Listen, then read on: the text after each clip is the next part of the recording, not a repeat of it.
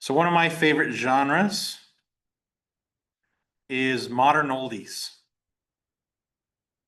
Uh, and this sort of one of the things you're asked to do in that presentation as best you can is to include a little bit of history. And so in order to learn about modern oldies, we get introduced to the original oldies. So music between the 1940s and 1970s. And among Mexican American communities, when we refer to oldies, uh, I didn't realize, for example, when I was a teenager, that when I was referring to me liking oldies, I was actually referring to soul music, to R&B music, and to funk, which is mostly, and I didn't realize this, that it turns out the music I liked was actually mostly African American artists. And I didn't realize because back then we didn't have YouTube. And so we mostly just listened to the music. We never got to see the artists and the music videos and all that. And so the modern oldies that I like, that I love listening to now, are either covers of old songs or new songs with similar sounds to those from the past. And so an example of soul music would be Marvin Gaye, is Get It On.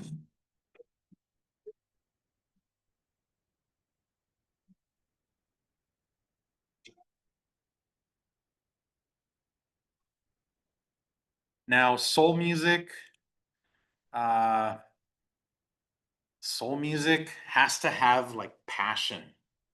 It can't be just a melodic song. Like it's got to have passion. Like you got to feel it when they're singing it. Like the body can't stay still and sing soul music. And so some examples. Here's a list of some examples.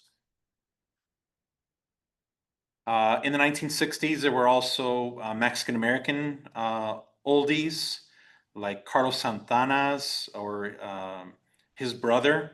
Carlos Santana's brother was part of Malo. Here they'll play you one, Tierra.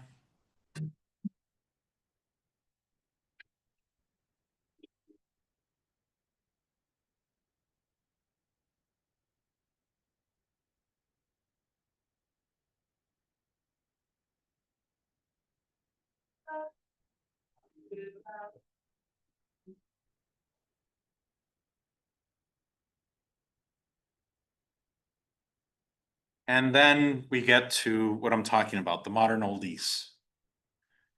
And here's some examples. So these first examples are covers.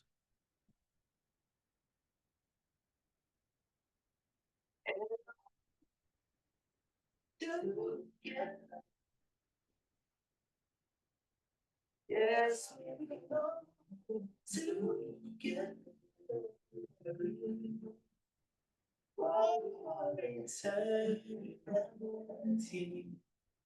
But yeah, that's a Mexican American doing a cover of a Mexican American rock and roll artist, Richie Valens.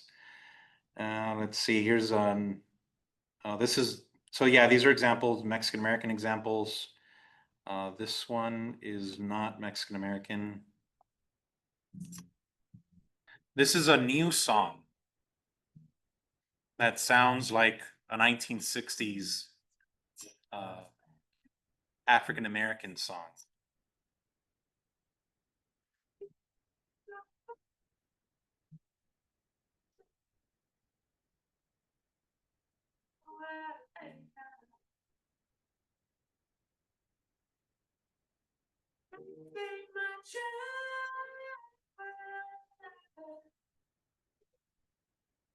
I don't know if I had ever seen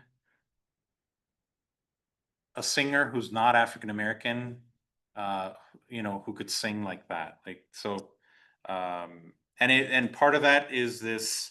It was a common feature of that music where it would be men singing, but they're singing with a very kind of feminine sounding voice. Those of you that are singers know the proper terminology. Falsetto, thank you. That's why I love having people from different backgrounds and different strengths. So you can help me out.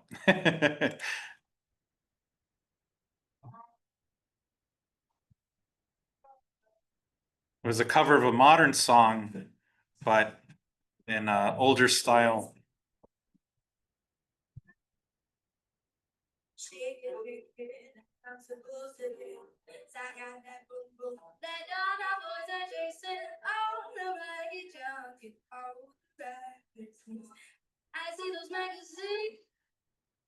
All right. So yeah, as you're talking about your subject, you try to include, address the history of it, how it evolved.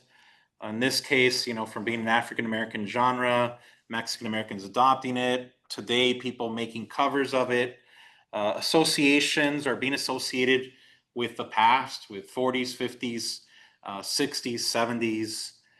There is a lot of conflation of the past, and that's okay. Um, Yeah, so associations, soul music is associated more with African Americans. 40s big band, is not uh, associated necessarily with African Americans. The instruments can vary a lot from a big band in this case to smaller bands to just a guitar, like in the example of Kota. Dance, this music is more about slow dancing. And so you either just listen to it or it's just a slow dance. It's like, at the end of the night, you and your partner, doing the slow dance. Um, and what kind of space is this music listened to? One of the associations and places, I mean, it gets listened to everywhere. Um, in particular, one of them has to do with, or at least with Mexican Americans, has to do with lowriders. And so, let's see, does this one have lowriders? No, I hear they're just dressed in 1940s style and pompadour.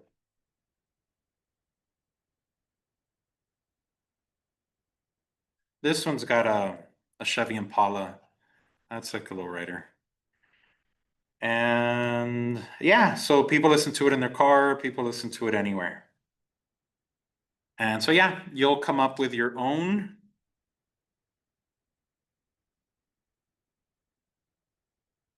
You'll come up with your own and you'll share with the class next time.